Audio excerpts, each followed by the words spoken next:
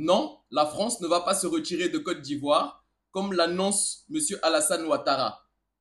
Regardons cela et analysons cela par la suite. C'est parti. Le camp du 43e BIMA, le bataillon d'infanterie de marine de Port-Boué, sera rétrocédé aux forces armées de Côte d'Ivoire dès ce mois de janvier 2025. Près de 1000 soldats sont actuellement déployés au sein du 43e BIMA, où ils luttent contre les djihadistes qui sévissent dans le Sahel. Pourquoi je dis que la France ne va pas se retirer de la Côte d'Ivoire? Analysons bien la situation. Comment M. Ouattara arrive-t-il au pouvoir? Il arrive au pouvoir au début de la décennie 2010 en étant porté par les chars français sous l'impulsion de Nicolas Sarkozy. Et d'ailleurs, dans cette affaire qui opposait M. Alassane Ouattara à M. Laurent Gbagbo, qui a été envoyé à la CPI, une enquête a été menée parce que M. Gbagbo était accusé d'avoir commis les crimes de guerre qu'il y avait eu lors du conflit entre les deux hommes. Or, M. Gbagbo a été reconnu innocent de ces crimes de guerre et libéré par la CPI. Il est aujourd'hui libre. Donc, on a un conflit. Il y a deux protagonistes. Des crimes sont commis. Un protagoniste est accusé. L'enquête est menée. Il est déclaré innocent. Ça s'arrête là? L'histoire s'arrête là, sincèrement? Je sais pas. Je sais pas. Par contre, le deuxième protagoniste, aucune enquête n'est menée, rien. D'accord? Voilà dans un premier temps. Et ensuite, M. Alassane Ouattara est connu dans toute l'Afrique et dans la sous-région ouest africaine comme étant le plus grand vassal de la France-Afrique. Il est connu comme ça. D'ailleurs, c'est même avec sa complicité que M. Emmanuel Macron a réussi à saboter le premier lancement de la monnaie commune de la CEDEAO, l'ECO. Il y avait Alassane Ouattara derrière ce sabotage-là. Vous voyez? Donc on a un personnage qui est un pro-France-africain. Est-ce qu'il peut se lever un matin pour demander le retrait de l'armée française? Je vous laisse répondre dans les commentaires. Ensuite, j'ai d'autres éléments, et pas des moindres. Le chef d'état-major de l'armée française, le général Lecointre, a cette année même déclaré que la France allait modifier sa présence militaire en Afrique et l'invisibiliser. Qu'est-ce que ça veut dire l'invisibiliser? Ça voulait dire que, en gros, il n'y aura plus de base officielle, plus de soldats en tenue militaire française. C'est-à-dire que visiblement, les yeux ne vont plus voir l'armée française. Mais par contre, les militaires vont être remplacés par des mercenaires ou vont être mercenarisés. C'est-à-dire qu'au lieu que ce soit maintenant des militaires en tenue militaire, tout ça et tout, qui sont là, qui patrouillent, qui se déplacent en véhicule de l'armée, tout ça et tout, maintenant on va mettre à la place des militaires en civil. Mais ça ne reste pas moins des militaires, ce sont des mercenaires qui restent là pour accomplir la volonté de l'État français. Ça, il a déclaré, M. Lecointre. Ensuite, deuxième point que j'apporte, c'est que M. Lecointre a déclaré cette même année que l'Afrique était l'avenir de l'Europe. Donc voilà, un monsieur européen qui ne considère pas que l'Europe est l'avenir des Européens. Non, non, non, non, non, non, non. L'avenir des Européens, c'est l'Afrique. Oh! À la fin de ma carrière, quand j'étais chez l'état-major des armées, nous avons travaillé à essayer de mettre en évidence ces intérêts communs européens. Ce qui est notre destin commun à nous, Européens, c'est la Méditerranée et l'Afrique, où notre destin se joue. Et donc nous avons en permanence essayé, nous Français, d'entraîner les Européens dans cette prise de conscience de la nécessité d'agir collectivement en Afrique et en Méditerranée. Et je suis absolument désolé de voir l'échec de nos engagements au Sahel. Admettons, soit. Mais du coup, est-ce qu'il ferait ça pour la beauté des Africains? Parce qu'ils aiment les Africains? Non. On sait bien qu'ils sont tous racistes. Il n'y a qu'à voir la montée des extrêmes en Europe. Et comment les Noirs sont traités partout sur le continent européen et même en Amérique. Donc, c'est pas pour les beaux yeux des Africains. Pourquoi alors? Ah, mais c'est bizarre. Aujourd'hui, il est de notoriété commune que l'Afrique est le continent le plus riche au monde, avec un potentiel en ressources naturelles énorme. La preuve en est qu'aujourd'hui, la planète entière fait la queue pour être en Afrique et pour collaborer avec les pays africains. Donc, du coup, ils veulent être en Afrique, pas pour les Africains, mais donc pour les ressources africaines. On est donc là, dans un logiciel du côté européen qui n'a pas évolué depuis des siècles malgré les déclarations. C'est-à-dire qu'on est toujours dans une politique, dans les faits et dans les actes coloniales, même si les discours prétendent le contraire. Mais moi, mon père dit toujours qu'il ne faut pas regarder ce que les gens disent. Il faut regarder ce que les gens font. Donc, les Européens ont beau crier à la fin du colonialisme, mais quand on regarde leur politique, on voit tous très bien, la planète entière le voit, qu'il s'agit toujours d'une politique coloniale. D'accord? Donc, première déclaration, l'Afrique est l'avenir de l'Europe. Et deuxième déclaration, le même monsieur a déclaré ici même en 2024 que dans la décennie avant 2030, il fallait que l'Europe aille recoloniser l'Afrique. C'est-à-dire qu'il a dit clairement, c'est sorti de sa bouche, de ses mots. Il faut aller recoloniser l'Afrique, il faut qu'on retourne en Afrique. Donc on voit bien qu'il n'y a en tout cas, du côté français et européen, aucune volonté de décolonisation. Parce que l'Afrique est le continent le plus riche au monde et il faut toujours garder une emprise sur ses richesses, et toujours spolier les peuples et les locaux du territoire africain.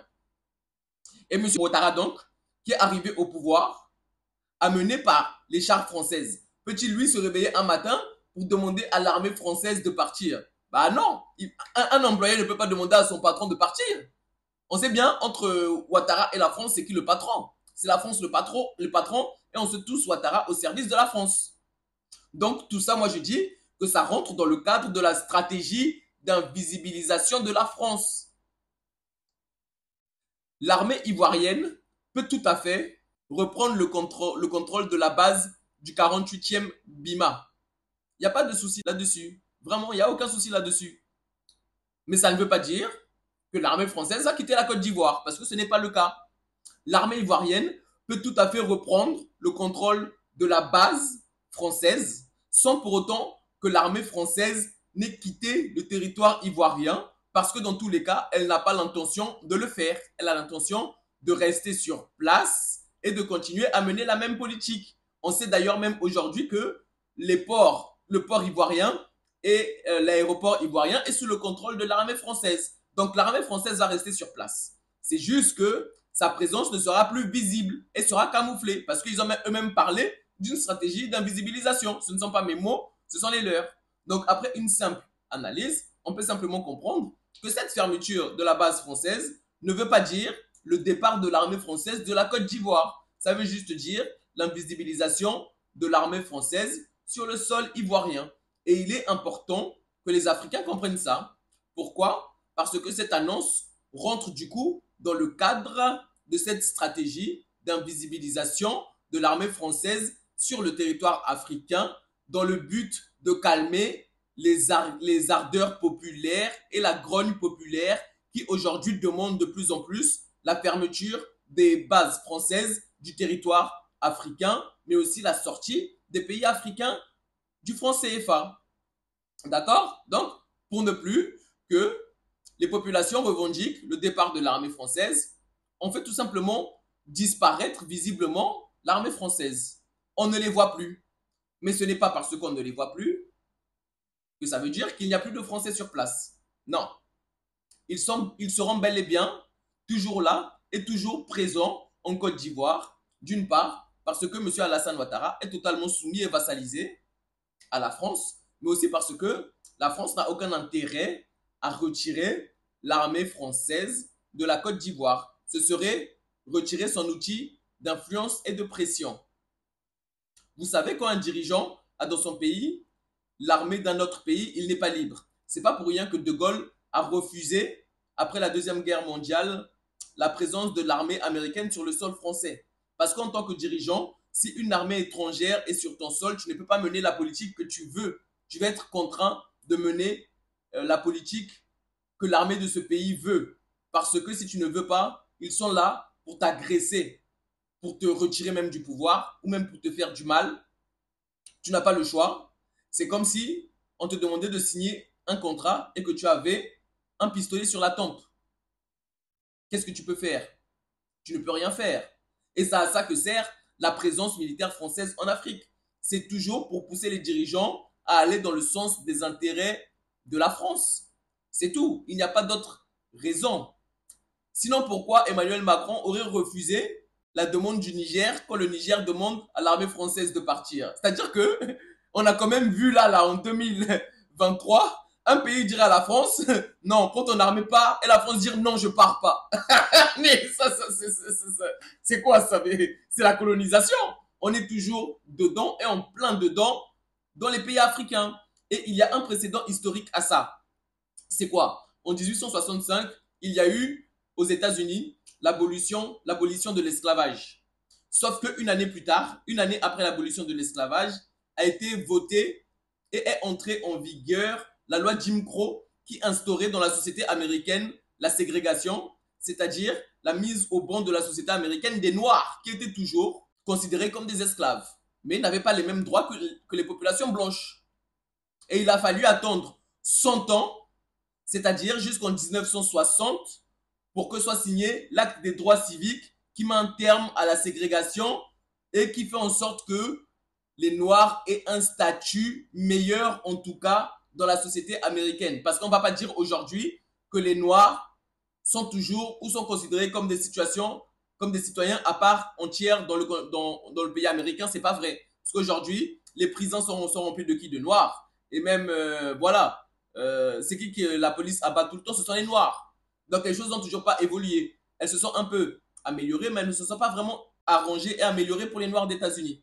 Et donc, ce qui s'est passé dans les années 60, avec la grogne et la perte de l'Indochine, notamment par la France, voyant aussi la grogne monter dans ces pays africains pour calmer les populations qui demandaient leur indépendance, a choisi de donner aux pays africains des indépendances factices. Ce sont des indépendances qui ont été données et les pays aujourd'hui n'ont même pas la capacité d'exercer tout leur pouvoir régalien. C'est-à-dire qu'un État indépendant, c'est un État qui exerce ses pouvoirs régaliens.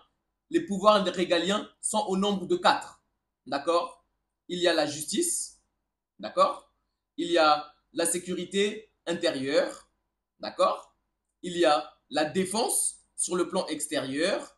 Et surtout, il y a le pouvoir de battre monnaie.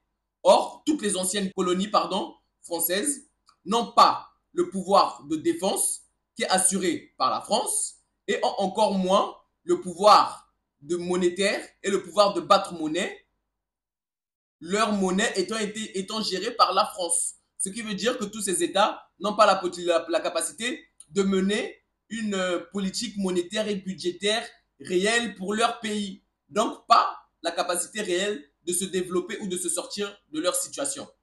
D'accord?